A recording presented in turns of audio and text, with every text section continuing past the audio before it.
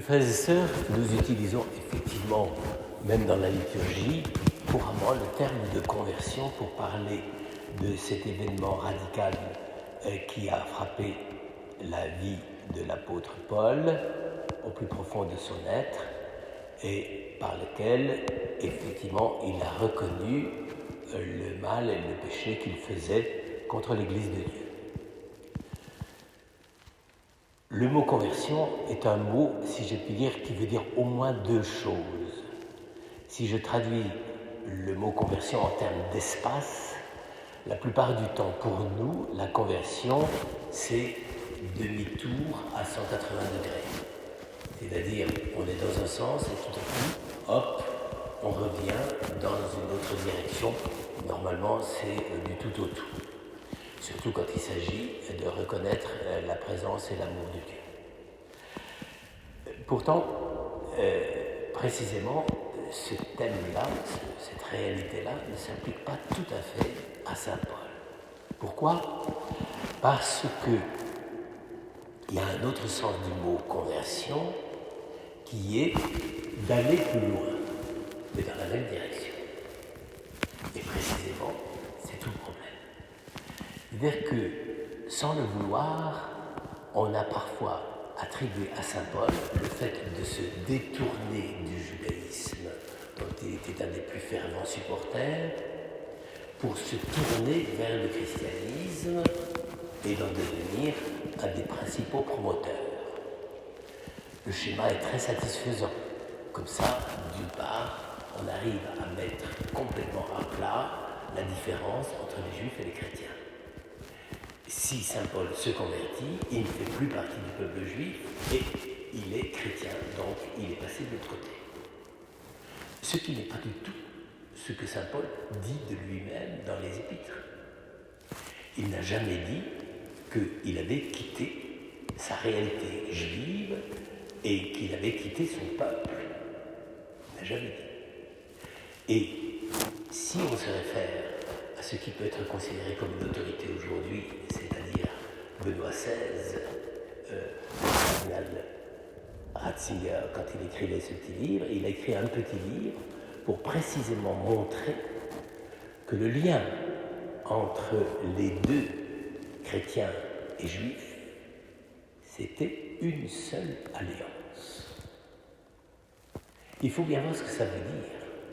C'est-à-dire que quand le Christ dit « nouvelle alliance », le sang de l'Éternel est nouvelle alliance, il ne dit pas que après une alliance avec le peuple juif, il fait une seconde alliance avec les convertis juifs auxquels il aurait demandé de se retourner, de se détourner de leur réalité religieuse juive.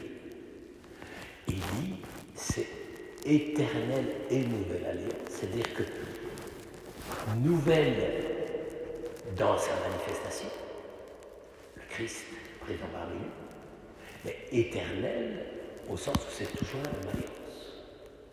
Il n'y a qu'une alliance de Dieu. Dieu a fait alliance avec l'humanité.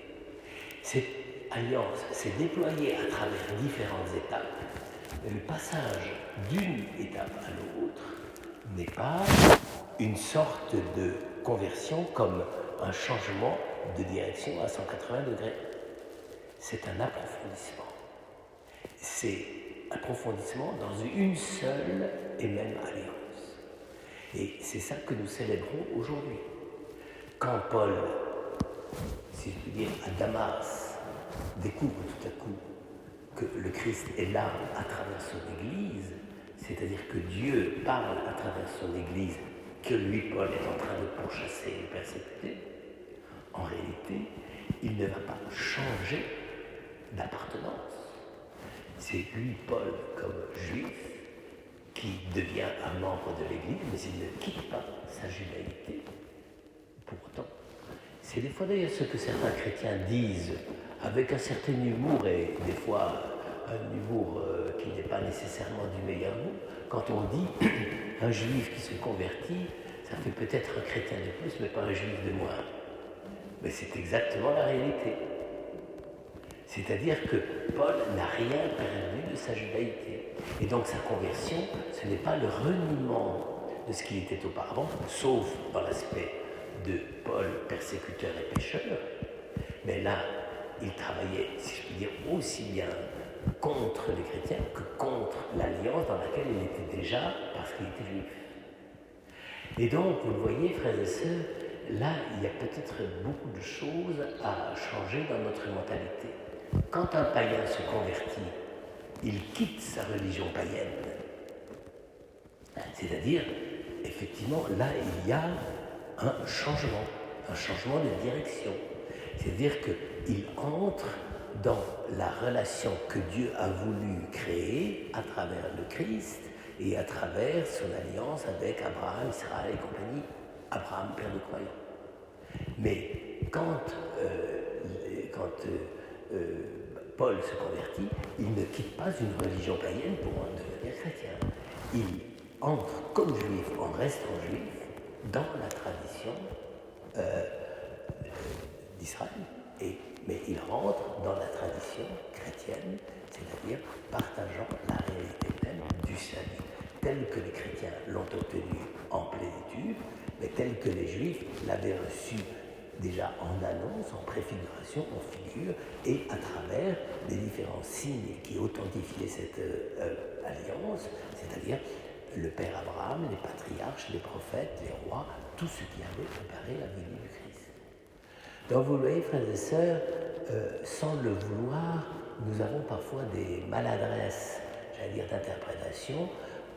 On n'augmente pas la profondeur de l'alliance, de la nouvelle alliance, en décriant la première.